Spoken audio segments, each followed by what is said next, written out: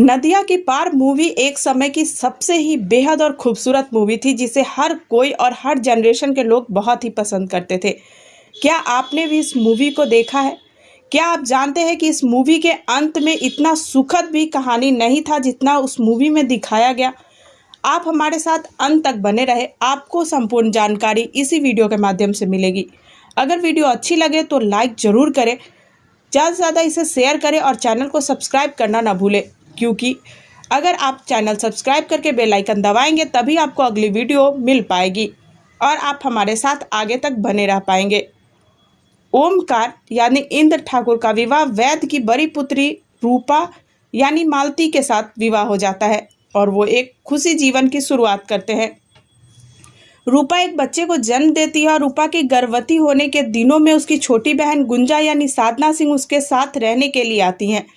इसी समय उसे ओमकार के छोटे भाई चंदन यानी सचिन से प्यार हो जाता है। नदिया के पार फिल्म की कहानी मशहूर लेखक और उपन्यासकार केशव प्रसाद मिश्र जी के उपन्यास कोहबर की शर्त पर आधारित थी, जिसमें पूर्वी उत्तर प्रदेश के दो गांवों के जनजीवन और उसकी संस्कृति के साथ साथ उसकी संवेदना को भी बड़ी ही आत्मीयता के साथ चित्रित किया गया है।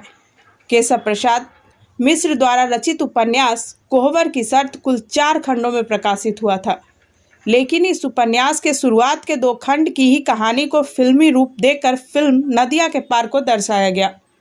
राजकमल प्रकाश द्वारा वर्ष 1965 में प्रकाशित इस उपन्यास की कहानी का अंत इतना सुखद नहीं है जितना कि फिल्म नदिया के पार में दिखाया गया है।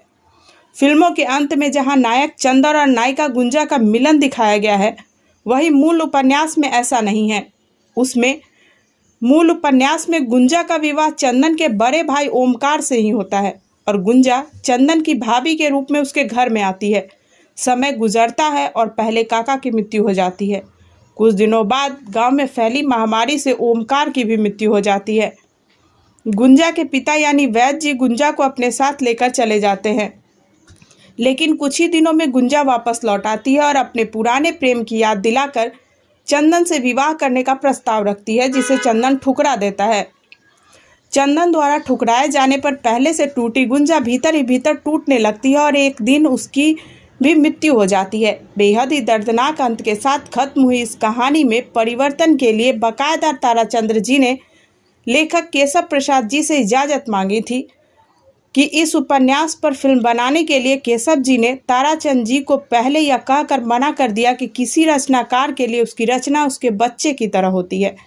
आप मेरी कहानी को अपने हिसाब से काट छाट कर बनाएंगे, फिर उस कहानी की आत्मीयता को भी हर कोई बिना समझे फिल्म नहीं बना सकता। ऐसे में ताराचंद जी ने उन्हें आश्वासन दिया कि बिना उनकी इजाज़त के कहानी में कोई बदलाव नहीं होगा। आपको नदिया की पार मूवी कैसी लगती है? क्या आपने देखी है या अभी तक नहीं देखी है? अगर आप नहीं देखे हैं तो उसे ज़रूर देखें, बहुत ही सुंदर मूवी है। और अगर आपने देखी है तो कमेंट बॉक्स में ज़रूर बताएं आपको कैसी लगी। उस मूवी की सबसे बेस्ट पार्ट क्या थी जो आपको बहुत पसंद आई। मिलते हैं अगली वीडियो में। धन्यवाद।